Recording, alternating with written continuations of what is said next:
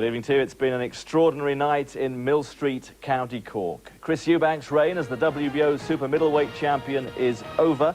He's lost for the first time in his career, beaten on points by the Irish challenger Steve Collins.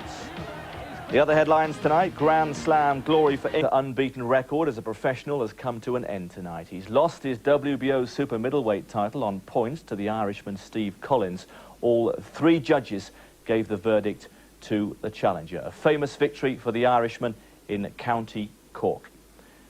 Going to show you see some pictures of that victory fairly shortly, but Gary Mason is with me. Sensational victory for the Irish. Yes, that was a very good victory, and I'm sure Chris Eubank is going to jump up and say, well, he cheated, he had a hypnotist on his side. But Chris Eubank fought a very good fight, but he was just beaten by a better man. But for once, they say it's the first time that Chris has been beaten. It's the first time it's officially been announced, but he has been beaten before. But nonetheless, I mean, he said he was unbeatable, all that kind of thing. And tonight, he was really well beaten, wasn't he? Yes, he was well beaten, and I think Steve Collins, he fought the right sort of fight, but everybody has to lose at some point, you know. Maybe Chris, when you win too much, you believe you can do it all the time, and it's now Chris Eubank is really being put to the test, because he did fight a very good fight in the way he lost in the 10th round, where he put Collins down, and then he allowed Collins to get back in the fight. He didn't do that much after that. Whether he was tired, I don't know. But he actually allowed Collins to get way back in the fight and actually win the fight, you know. But his character's going to be tested to a great deal of extent, and if he can come back after this time. Oh, do you know, Chris, he had the hypnotist, didn't he? When Richard Dunn fought Muhammad Ali, You're on about he the had seen a hypnotist, yes. No, Richard Dunn had seen a hypnotist, and he was hypnotised to win, but Ali knocked him out. And the hypnotist was seen crying afterwards, and he said that he hypnotised him to win, but he didn't hypnotise him to take a punch. And a punch is something that can bring your memory back very quickly. Well, I'm sure that's going to be Chris Eubank's excuse. Let's... no, we can't quite see it yet, but I mean, that's going to be his excuse, isn't it? Yes, he was unhappy before the fight. Yeah, he was unhappy before the fight, and...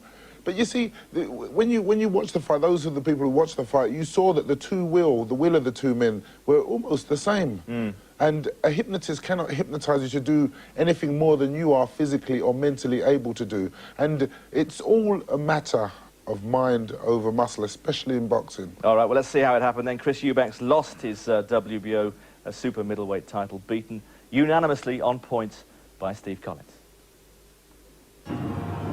Eubank's entry for this emotive title defence was simply out of this world, sitting astride one of his prized Harley-Davidson motorbikes to the tune of Holst's The Planets. But Collins, who had been hypnotised in the build-up for this fight, was obviously in a world of his own as he meditated on the task ahead, and the Irishman took those preparations right up to the first bell. But whatever he had been listening to on those headphones obviously did him some good, as Collins took the fight to Eubank in the early rounds. And it was to prove to be a stiff test, as the reigning champion found himself in trouble in the fourth, as Collins caught him with a good combination. And Eubank was in trouble again in the eighth, as he was caught with a good body punch and was knocked down for only the fourth time in his career. It was down to Eubank to pull out a champion's performance, and that's what he tried to do, knocking Collins down in the 10th. But Eubank failed to push home his advantage. In the end, Collins was in no doubt about the result.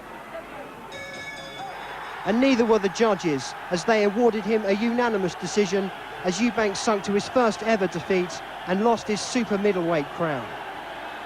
The night belonged to the local boy Steve Collins. Just 24 hours after St Patrick's Day, the Irish had something else to celebrate. Richard Johnson, Sky News. Well, afterwards, Steve Collins called himself the best pound-for-pound fighter in the world. What do you think about that, Gary? Well, I think he's really hyped up, and after the fighter's safe thing sometimes that aren't always exactly accurate.